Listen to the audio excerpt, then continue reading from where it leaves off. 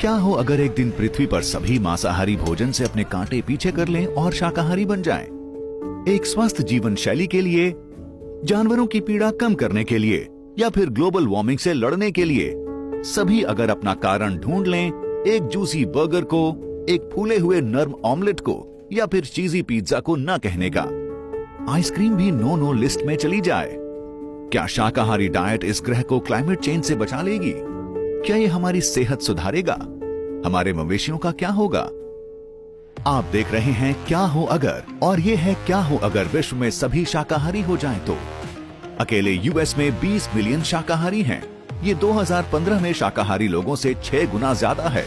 Meet की जगह अब टोफू रेस्टोरेंट के मेन्यू को भर रहा है और सुपरमार्केट्स की शेल्फों पर डेयरी फ्री विकल्प अपनी जगह बना रहे हैं।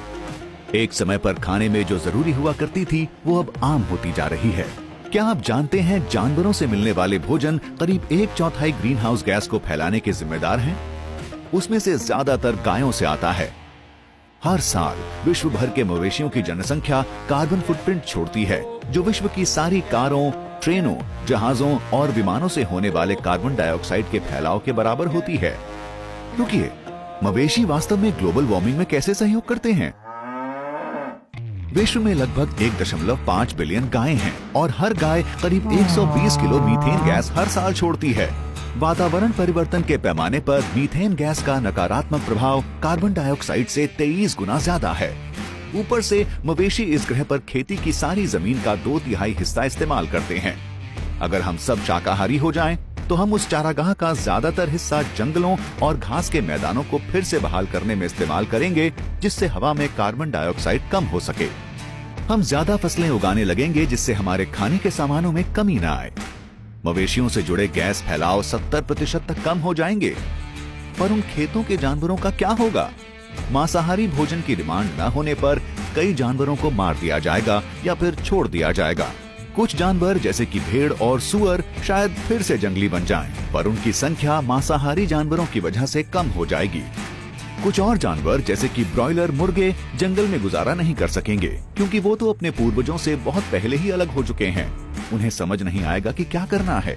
उनके लिए सबसे अच्छा होगा कि उन्हें पशु विहारों में रखा जाए, जहाँ जब तक वे जी रहे हैं तब तक उनकी देखरेख की जाए। आपके पास के कसाई को कोई और काम ढूंढना होगा, और कई मिलियन किसानों को भी। वे और फसलें उगा सकते हैं या जंगलों को फिर से बहाल कर सकते हैं।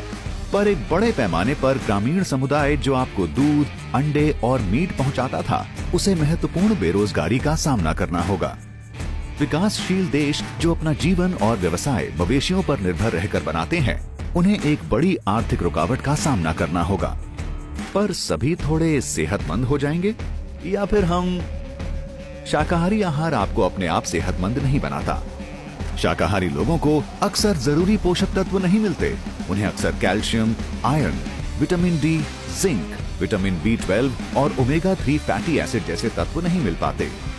क्योंकि अंडा और मीट प्रोटीन के स्रोत के तौर पर नहीं मिलेगा, आपको बहुत सारा सोया, बीन्स और दालें खानी पड़ेंगी।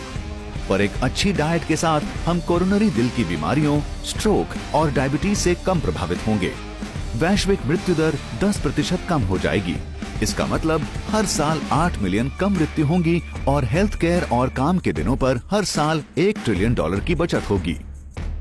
पर विकासशील देशों में नहीं, जहां 2 मिलियन से ज्यादा लोग पहले ही जबरदस्त अल्प पोषण का शिकार हैं। मीट के बिना उनके लिए चीजें स्वस्थ नहीं बल्कि खराब होंगी।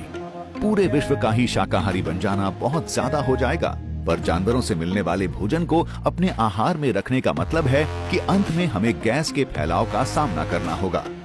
संयोग से जो मांसाहारी भोजन के शौकीन हैं, उनके लिए मवेशियों के उद्योग के कारण ग्रीन हाउस गैस का फैलना कम करने के आसान उपाय पहले से ही हैं, बस उन्हें लागू करना बाकी है।